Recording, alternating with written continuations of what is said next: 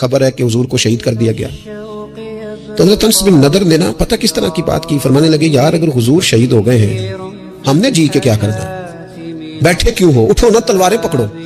جس رستے میں حضور نے شہادت دی ہے ہم بھی اسی رستے میں شہید نہ ہو جائیں، اٹھو نکلو.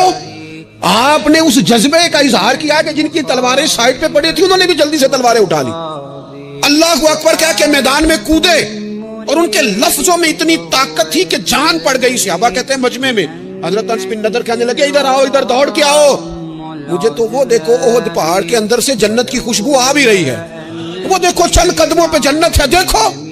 حد کر دی انہوں نے لڑنے والے. حضرت انس بن مالک بعد میں بتایا کرتے تھے، فرمایا کرتے تھے اس جنگ میں میرے چچا کے جسم پر 80 سے زیادہ زخم آئے تھے، 80 سے زیادہ زخم وجود پر موجود ہیں.